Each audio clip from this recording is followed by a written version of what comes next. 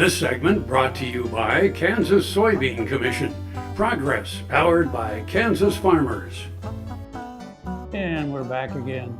You know, a friend of mine is Randy Sparks, who's from Leavenworth, Kansas, started a new Christy Minstrels back in 1962. And sings our theme song. And he has done, well, he is an historian, and he did a bunch of Kansas songs, and one of them was Get Out of Dodge. And it's really a fun song. And the only reason I bring that up is because we're going to talk about Dodge City. Well, you know, and of course the Dodge City Chamber of Commerce and Visitors Bureau would get into Dodge. And our friend Breant Harris is one of the people encouraging you to get the heck into Dodge. He is so incredible. And as we were talking the other day, since we ran some of these segments, we've expanded our viewership a lot, an awful lot. And so we're pulling some of these pieces to share with you again. So this is a piece that we ran on Breant Harris, whose face you are no doubt familiar with because it is plastered on billboards all over the state. And I am still very jealous that Frank and I do not have a billboard.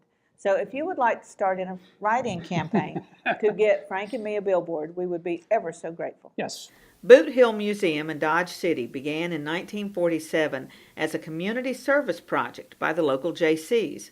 First housed in the Boot Hill building adjacent to Boot Hill Cemetery, the museum contained a wide variety of cultural and natural history objects. During the 1950s, the 1865 Fort Dodge Jail was acquired, and a train engine was moved to the site. In 1958, the construction of historic Front Street began. Other buildings have been added, and the popular tourist destination has continued to evolve. The challenge might be wrapping that big story of the West into one image, an image that instantly conveys what the Boot Hill Museum complex is all about. Then someone snapped a photo of Breant Harris, decked out in Western garb. His face said it all. He allows one can hardly go anywhere without seeing that iconic photo, but he also claims it ain't about me. It's not who the picture is of, said Breant, it's what the picture is of. Breant has been hanging around Boot Hill for a couple of decades. He started out back then driving the stagecoach. One thing led to another. Now he has an office, a computer, and a badge.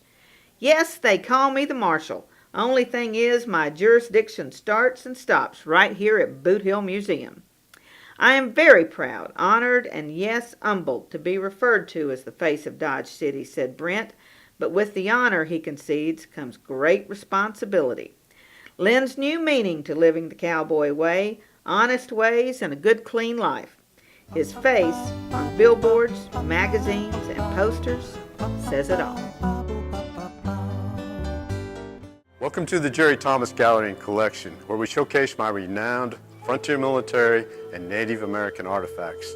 Behind me you see a touch of fall. We put together not only the beauty of Micah Highwalking, who is the first graduate of West Point of the Northern Cheyenne people and a dear friend, but also a Hudson's Bay blanket that I have here in the gallery. The unique opportunity that I was able to have was we unveiled this painting and surprised Micah at Custer Battlefield, a true honor.